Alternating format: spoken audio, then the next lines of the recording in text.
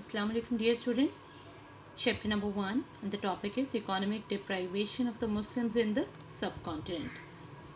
As you know dear students that this was the time when the war of freedom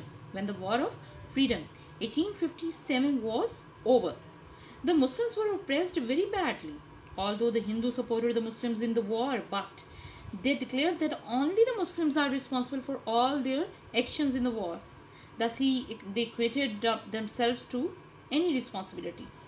उन्होंने अपने आप को हर तरह की रिस्पॉन्सिबिलिटी लेने से बरी जिम्मा कर लिया. The Muslims were the target of the wrath of the British rule.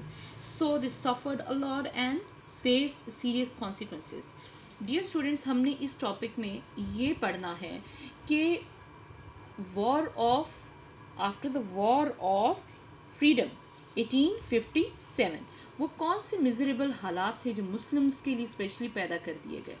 असल में तो हिंदुओं ने हर लिहाज से मुस्लिम कम्युनिटी के साथ इस जंग में हिस्सा लिया था, लेकिन इसके साथ ही उन्हें जो इसका बेस्ट सोल्यूशन नज़र आया खुद को अपने आप को इस तमाम मामले से अलग रखने का, वो यही था कि उन्होंने अपने आप को इस तमाम के तमाम जिम्मेदारी से निकाल लिया, बरी ज़िम्मा कर लिया कि ये और सारे का सारा जो प्रेशर था वो मुस्लिम कम्युनिटी पर डाल दिया कि जितनी भी बगावत हुई है, गदर हुआ है, इस सारे के सारे पीछे जस्ट मुस्लिम कम्युनिटी का हाथ है.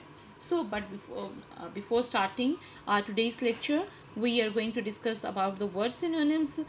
The first one word is oppressed. Oppressed means treat harshly, किसी को बहुत ही बुरे सख्त रवैये से पेश आना. Equated clear करना. Wrath, anger, गुस्सा. Consequences, result या outcomes. Dominated. Dominated mean control हासिल करना. Prejudice. प्रेजुडिस जिसे हम मुतअस्सिबाना रवैया कहते हैं, ये प्री कॉन्सेप्शन भी हो सकता है यानी ख्याल. एनमिटी. एनमिटी दुश्मनी, hostility. Hostility hostility. Dismissed, release, let go और free. Deprived of. Deprived of यानी महरूम कर देना किसी को, disadvantage. Confiscated. Confiscated means taken from authority, किसी से कुछ इख्तियार छीन लेना, हासिल कर लेना. टेनेंट. टेनेंट मीन काबिज, ऑक्यूपेंट. डिपिक्टेड, टू प्रेजेंट और रिप्रेजेंट. मिजरेबल, अनहैप्पी और sad condition. Calamity. Calamity mean disaster, तबाही. Descended, fall downwards, that means के नीचे की तरफ आना, तनज़ुली का शिकार होना. रुइंड. रुइंड मीन डिस्ट्रक्शन और destroy. Privileges. Privileges means benefits and to get advantage. Monopoly. Monopoly means lordship, अजारादारी हासिल करना किसी पे. Collapsed. Collapsed mean fall down, नीचे गिर जाना. Okay dear students, before starting our today's lecture, the topic is economic deprivation of the Muslims in subcontinent. मुसलमानों की उन तमाम मुआशी महरूमियों की बात करेंगे जो आफ्टर वॉर ऑफ फ्रीडम मुसलमान कम्युनिटी को फेस करना पड़े. तो सबसे पहला हमारे जो पॉइंट होगा इसमें वो है अनएम्प्लॉयमेंट अमंग मुस्लिम्स. अब इसमें हमने वो तमाम टॉपिक्स डिस्कस करने हैं जिनको सामने रखते हुए अंग्रेज़ मुस्लिम कम्युनिटी से बदला ले सकते थे, उस तमाम गदर का, उस तमाम दुश्मनी का जो उन्हें लग रहा था कि मुस्लिम कम्युनिटी ने उनके खिलाफ बगावत क्यों की है, उन्होंने सर क्यों उठाया है. तो यहाँ मुस्लिम कम्युनिटी का सर को चलना उनके पॉइंट ऑफ व्यू से बहुत ज़रूरी था. सो सबसे पहले जो उन्होंने अटैक किया मुस्लिम कम्युनिटी पर वो था उनको एम्प्लॉयमेंट से फ्री करके, यानी उनको अपनी मुलाजमतों से महरूम करके. सो इस तरह से अगर हम देखें तो उन्होंने मुसलमानों को निकाल दिया तमाम किस्म की जॉब से. जैसे आर्मी एक बहुत बड़ा सेक्टर था, इसके अलावा गवर्नमेंट सेक्टर था, प्राइवेट सेक्टर था, और उसके बदले में यहाँ पे एक और चीज़ बहुत ही काबिल ज़िक्र है कि मुस्लिम्स जो कि एलिजिबिलिटी रखते थे, जो कि काबिलियत रखते थे, मैरिट पर थे, मैरिट की धज्जियाँ उड़ा दी गई. मुसलमानों को इस तरह से पीछे लाने के लिए उनकी एक क्वालिफाइड, एक वेल क्वालिफाइड, वेल एजुकेटेड एक मुस्लिम पर एक नॉन डिज़र्विंग पर्सन, एक ऐसा पर्सन जो हिंदू कम्युनिटी से बिलोंग करता था या किसी भी दूसरी कम्युनिटी से, उसको प्रेफर किया जाता था। तो इस तरह से सबसे पहले उन्होंने जो हथकंडा इस्तेमाल किया, that was unemployment among Muslims. The second one point is deprived of their properties. अब दूसरे नंबर पे उनकी प्रॉपर्टीज़ थी। दूसरा एक सोर्स ऑफ इनकम जो था मुस्लिम कम्युनिटी के लिए, वो सिर्फ उनकी जायदादें थी। लेकिन इसमें भी क्या किया गया कि टेनेंट कल्टिवेटर्स जो थे उनको फ्री कर दिया गया उनकी जॉब से, उनके ज़मीनों से उनकी ज़मीनें छीन ली गई।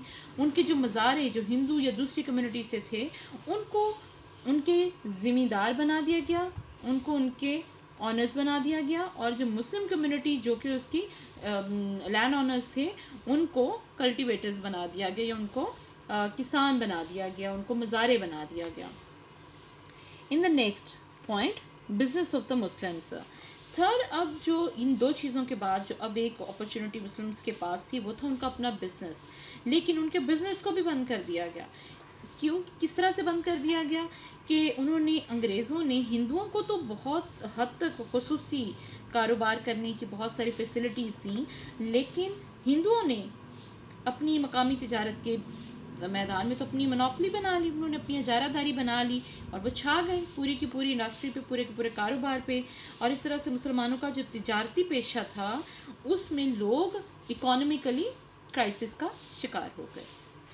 In the next lines, exporters of the the fourth one point is cottage industry collapsed. Cottage industry collapse से मुराद है कि मुसलमानों की जो घरेलू सनत थी वो भी तबाह हो गई। घरेलू सनत यानी कॉटेज इंडस्ट्री जो थी वो भी ख़त्म हो गई। जो लोग, क्योंकि मुस्लिम कम्युनिटी ज़्यादा बेहतर कंडीशन में नहीं थी उस वक्त, इसलिए वो टोटली डिपेंड कर रहे थे कॉटेज इंडस्ट्री पे, क्योंकि उनके पास लोकल अवेलेबल सोर्सेज के अलावा और कोई अपॉर्चुनिटी नहीं थी। इसके बरक्स हिंदुओं के पास बहुत ज़्यादा फैसिलिटीज़ थी जो उन्हें अंग्रेज़ों ने भी दी थी और जो वो ख़ुद भी अवेल कर रहे थे।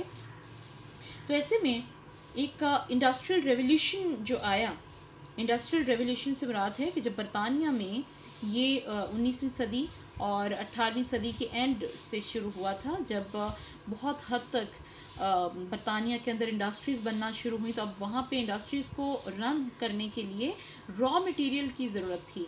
रॉ मटेरियल की बेसिस पे फिर इन्होंने यहाँ पे अपना कॉलोनियलिज्म स्टार्ट किया, यहाँ पे अपनी नौबादियात बनाई, और इस तरह से इन्होंने अपनी इंडस्ट्रीज़ की, यहाँ से जब रॉ मटेरियल ले जाया जाता था और वहाँ के इंडस्ट्रीज़ में उसको मैन्युफैक्चर किया जाता था और फिर वहीं की प्रोडक्ट्स बना के मुसलमानों को या फिर बड़े सब कॉन्टिनेंट के लोगों को सेल की जाती थी। सेल करने के बाद यहाँ पे अब जब आपके पास एक बेस्ट मैन्युफैक्चर्ड इंडस्ट्रियल कोई प्रोडक्ट मौजूद होगी, तो वहाँ पे आपको कॉटेज इंडस्ट्री की तो उस तरह से कदर नहीं होनी। ऑब्वियसली फिर लोगों ने तो इंडस्ट्रियल जो मेकिंग और मैन्युफैक्चर्ड चीज़ें होंगी उन्हीं को प्रेफर करना है। लिहाजा इससे क्या डिसएडवांटेज हुआ और क्या मुस्लिम कम्युनिटी के लिए बुरे हालात पैदा हुए कि उनकी कॉटेज इंडस्ट्री जो थी वो कोलैप्स कर गई, वो तबाह हो गई। In the last lines, exports of the Indian goods. Export means मुल्क से बाहर चीज़ों का सेल करना। अब यहाँ पे देखिए कि बरतानिया की चूँकि इंडस्ट्रियल डेवलपमेंट की वजह से वहाँ की चीज़ें तो यहाँ की कॉटेज इंडस्ट्री का बेड़ा गर्क कर ही चुकी थी, लेकिन अब जो कंडीशन थी वो ये थी कि मुसलमान जो थे उनकी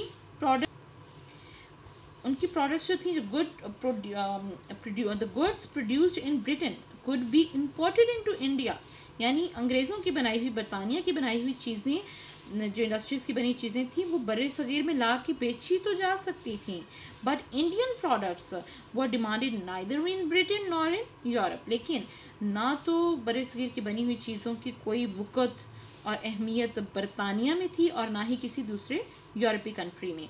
the exports of the Indian goods was affected and millions of people suffer unemployment. In result क्या हुआ कि लाखों लोगों की जो बेरोज़गारी थी वो बढ़ गई, which included a large number of Muslims, जिसमें मेजॉरिटी जो थी वो सिर्फ मुस्लिम कम्युनिटी की थी। सिर्फ मुस्लिम कम्युनिटी ही टारगेट थी बेसिकली, और मुस्लिम कम्युनिटी के लिए ही ये तमाम की तमाम जो साजिशें थीं वो की गई और इसमें वो 100% कामयाब हुए।